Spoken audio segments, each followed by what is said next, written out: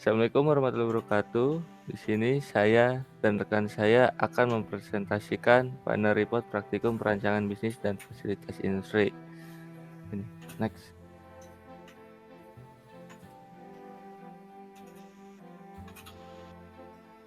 Saya sendiri Febri Akbar Wibisono dan rekan FRI saya Muhammad Fadlan Adlana. Kami dari PT Sansbro. Next. Nah, jadi di sini tuh gambaran bisnis PT Sansbro merupakan sebuah perusahaan yang bergerak pada industri home appliance. Produk yang diproduksi dari Sansbro adalah kursi rebahan. Visi dari perusahaan kami itu menjadikan produk yang sangat bermanfaat bagi kesehatan dan dicari di mancanegara dikategorikan home appliance. Dan misinya menjual produk home appliance kualitas tinggi dengan harga murah dan mengutamakan kepuasan pelanggan. Next. Segmentingnya geografi. Kursi rebahan akan dijual di lingkungan pasar perlengkapan rumah tangga dikarenakan kebutuhan alat ini diperlukan pada lingkungan tersebut. Dan produk ini akan diproduksi di Provinsi Jawa Barat. Demografisnya, kursi rebahan adalah produk yang dikhususkan untuk digunakan oleh ibu rumah tangga dengan kisaran usia 15-50 tahun. Dan behavior, alat ini memfokuskan orang-orang yang mempunyai kebiasaan duduk jelek dan berpotensi menimbulkan rasa sakit pada punggung. Jadi alat itu bertujuan untuk mencegah terjadinya sakit punggung dan juga tetap produktif dalam mengerjakan pekerjaannya. Selanjutnya ada targeting. PT Sansbro menargetkan pasar kepada keluarga rumah tangga yang membutuhkan kursi yang mobile dan bisa mencegah terjadinya sakit punggung dan bisa tetap produktif walaupun dalam posisi duduk yang lama. Selanjutnya positioning. Kursi rebahan adalah alat yang mudah dipindahkan dan juga mudah dipakai dan menargetkan pasar di sektor perlengkapan rumah tangga sehingga memiliki tagline sakit punggung hilang, hidup tenang. Tagline ini bertujuan menunjukkan kekuatan produk PT Sansbro yang percaya diri. Next. Nah, di sini ada marketing mix. 4P. Produk, place, price, promotion. Nah, yang pertama ada produk. Kursi rebahan merupakan kursi yang merupakan yang bisa diatur kemiringan kursinya dan bertujuan untuk mencegah lower back pain. Yang kedua ada place. Manufaktur dari kursi rebahan berada di daerah Kabupaten Bandung. Yang ketiga ada price. Kursi rebahan dijual sekitar 840.000. Dan yang keempat ada promotion. Promosi menggunakan iklan yang disediakan oleh sosial media yang mempunyai ratusan juta pengguna. Next. Nah, di sini ada strategi rencana pemasaran. Itu menggunakan media sosial Facebook dan Instagram yang mempunyai cost sebesar 1,8 juta pada tahun pertama promosi. Nah, di sini ada potensial market. Itu pasar yang merupakan potensi dari produk kursi rebahan merupakan pasar pengguna yang terlalu lama di depan laptop dan berada dalam posisi yang salah. Selanjutnya ada available market. Itu pasar yang tersedia merupakan pasar rumah tangga yang mengalami lower back pain akibat terlalu banyak menghadap duduk dalam posisi yang salah. Selanjutnya ada target market, yaitu pasar dituju merupakan pasar rumah tangga yang mengalami lower back pain untuk mencegah terjadinya lower back pain. Selanjutnya ada level of competition. Kompetisi pasar dalam penjualan kursi rebahan adalah perfect competition atau monopolistic competition dalam produk yang sama karena merupakan produk baru yang berada sedangkan penjual kursi banyak dan tidak memiliki hambatan pembeli dan jumlah potensi pembeli banyak. Next. Nah, di sini selanjutnya ada strategi rencana pemasaran. Nah, demandnya itu ada sekitar 6.470. Sales target based on field survey tahun 2022 itu amount of buyer-nya 6.470. Di tahun selanjutnya 2023 6.477. Selanjutnya 2024 6.884. Di tahun 2025 6.491, di tahun 2026 6.498, di tahun 2027 6.505. Dan ini prediksi penjualan produk yang akan dijual pada 6 tahun mendatang. Next. Nah, di sini ada rencana production volume. Nah, di tahun 2022 amount of buyer-nya itu 6.535. Tahun 2023 6.601. Di tahun 2024 6.668. Di tahun 2025 6.735. Di tahun 2026 itu ada 6.803 dan di 2027 ada 6.872. Nah, di sini ada produk direct material cost. Yang pertama ada di komponen itu ada busa, kulit, kerangka, armrest, kerangka dudukan, kerangka senderan dan engsel. Nah, di sini ada total direct material cost. Jadi di total direct material cost di tahun 2022 itu tuh sekitar 11 juta. Di tahun 2023 sekitar 12 juta 110 220. Di tahun 2024 ada sekitar 12 juta 213. Di tahun 2025 sekitar 12 juta 356. Dan di tahun 2026 sekitar 12 juta 480 ribu. Next. Nah, di sini ada produk direct material holding indirect cost, di mana tabel pertama itu ada tag dan bubble wrap itemnya. Di tag tuh harganya 25.000. Nah, increasing percentage of indirect materialnya 3%. Total needs in 2022-nya ada 41, di 2023 ada 42, 2024 ada 43, 2025 ada 45, 2026 ada 46. Nah, di sini yang kedua ada bubble wrap yang unit price-nya harga 98.000. Increasing percentage of indirect materialnya 3%. Total needs di 2022-nya tuh ada 20, di 2023 ada 21, di 2024 ada 21, di 2025 ada 22, di 2026 ada 23. Dan selanjutnya tuh indirect material 0,50%. Total holding cost di 2022-nya 15.015.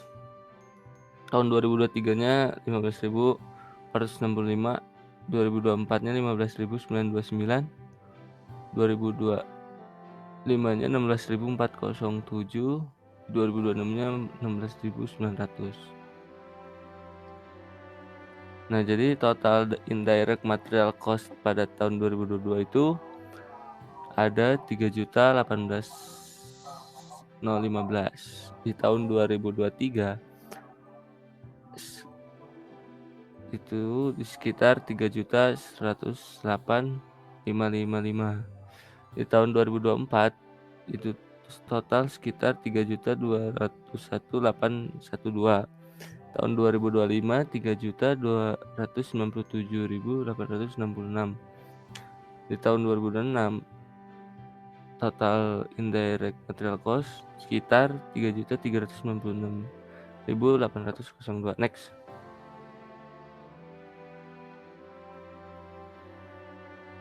Nah, di sini ada rencana SDM, supply resource need before recruitment. Yang pertama itu ada CEO. Yang kedua itu ada sales marketing manager. Yang ketiga ada sales and marketing staff. Yang keempat ada spesialis HRD staff. Yang kelima spesialis finance staff. Yang keenam production manager. Dan yang ketujuh ada operator production. Nah, pada tahun 2022 itu totalnya ada 19. Di tahun 2023 tuh 19, 2024 19.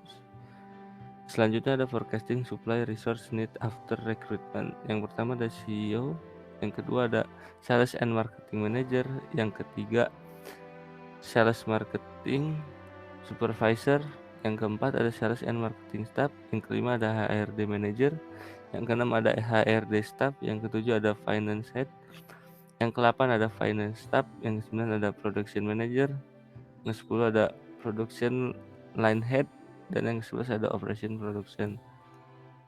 Next. Nah, di sini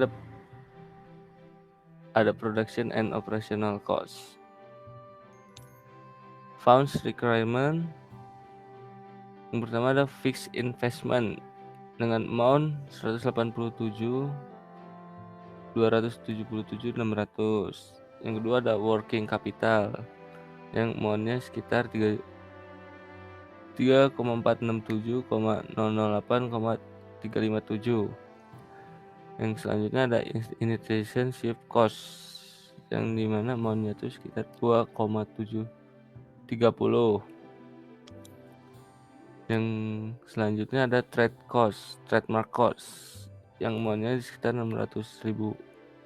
Nah, total funds requirement itu ada di 3,657,615,967. Selanjutnya ada source of fund yang dimana owner equity-nya itu akumulasinya 80% dan amount-nya tuh 2,926,092,773. Selanjutnya ada bank loan-nya tuh diakumulasinya ada 20% dan amount-nya 371.523,193. Jadi total source of fund-nya itu di 3,657,615,967. Next. Nah, di sini ada production volume. Di tahun 2022 selling volumenya itu ada 6.470. Di tahun 2023-nya di sekitar 6.477. Di tahun 2024 ada 684. Di tahun 2025 ada 6.491. Di tahun 2026 ada 6.498. Yang selanjutnya ada production volume. Di tahun 2022 production volume tuh 6.535. Di tahun 2023 production volume 6.601. Tahun 2024 production volume 6.668. Tahun 2025 production volume tuh 6.735. Di tahun 2026 production volume 6.803. Dan final inventory pada tahun 2022 itu sekitar 65. Di tahun 2023 ada 124. Tahun 2024 ada 184. Di tahun 2025 ada 244. Tahun 2026 ada 305. Next. Nah, di sini ada tabel profit income statement yang di income-nya tuh total pada tahun 2022 ada 15.589.345. Jadi total operational cost pada tahun 2022 itu ada 787,158,258. Di tahun 2023 total operational cost-nya itu 1,113,059,117. Di tahun 2024 total operational cost itu ada 1,148,732,77. Di tahun 2025 total operational cost-nya itu ada 2,163,007,370. Dan di tahun 2026 total operational cost-nya itu 2,311,425,047. X.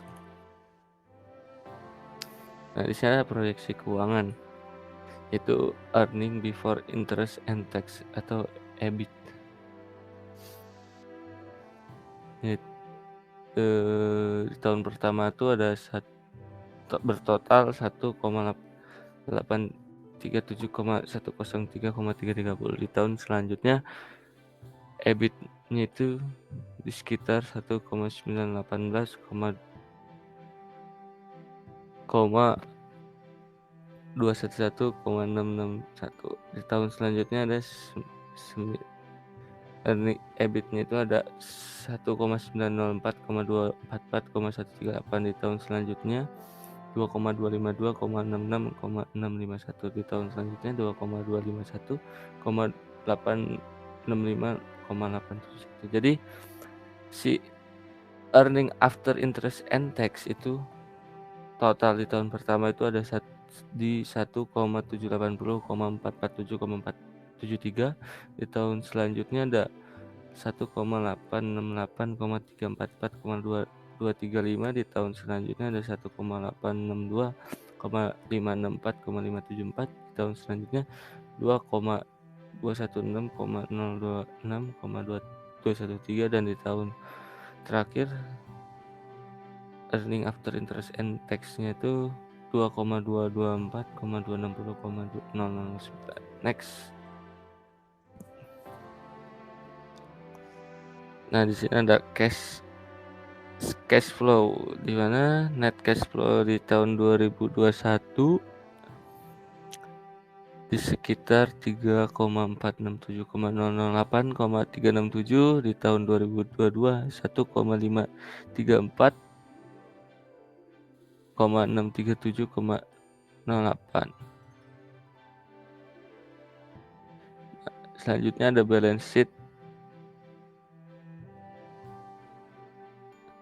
Total liabilities dan owner entities itu di tahun pertama ada 5,308,044. Di tahun 2023-nya ada 7,088,691. Di tahun 2024-nya ada di total 8,755,434. Tahun 2025-nya 10,817,026. Di tahun 2026-nya 128. Nah, di sini ada analisis kelayakan.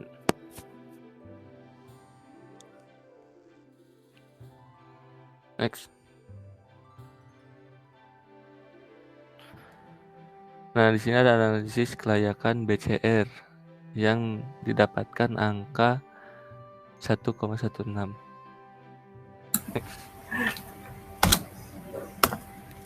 Nah, selanjutnya adalah jarak antara supplier dan juga pabrik. Bisa dilihat bahwa jarak berikut di sini ada supplier 1, 2, dan 3 yang berada di wilayah Kabupaten Bandung, Kota Bandung, dan juga Kabupaten Sumedang. Sedangkan pabrik kita ini ada di tiga lokasi ini, dan terpilih adalah di daerah Kabupaten Bandung dengan jarak 1.300, 1.300, 1.200, 10.600, 16.700. Nah, berikut merupakan pemilihan lokasi dengan faktor pentingnya. Nah, bisa dilihat bahwa dari hasil ini nilai yang paling besar di Kabupaten Bandung.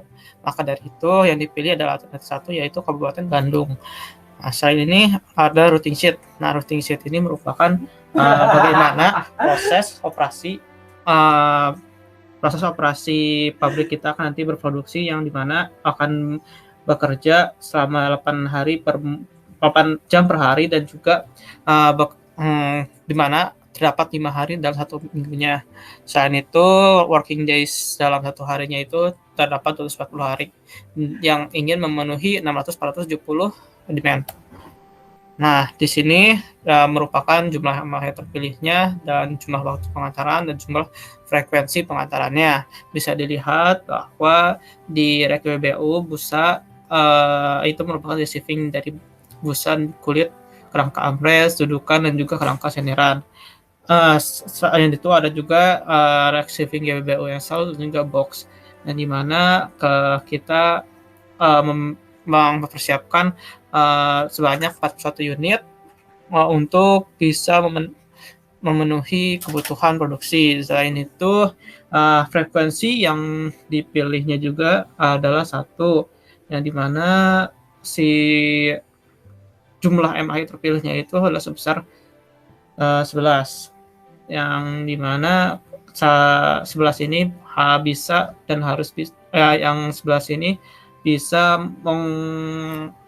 mengantarkan unit sebanyak 41 unit. Selain itu, MHI yang dipilih juga merupakan sebuah troli yang dimana troli ini akan dipakai untuk mengantarkan unit ke proses produksi selanjutnya. Nah, selain itu kita mempunyai luas area yang terdiri atas production floor dan juga office floor-nya. Nah, production floor-nya ini bisa dilihat memiliki luas sebesar 728 meter persegi. Nah, sedangkan di office floor dan ditambah juga dengan production floor dan tambahan lainnya itu sebesar 1 kilometer 1030 meter persegi. Nah, di sini merupakan form to chart yang akan dipakai untuk menentukan lokasinya nanti, yang agar mempermurah harganya, yang dimana bisa dilihat bahwa hasil akhir atau total cost yang akan didapatkan dari memindahkan material holdingnya ini akan berjumlah Rp2.260.000. Nah, ini merupakan initial layout yang dipakai sebelum adanya sebelum menggunakan WinKSB. Bisa dilihat bahwa receiving kan yang paling besar dan juga where dan shipment-nya ada di bawah.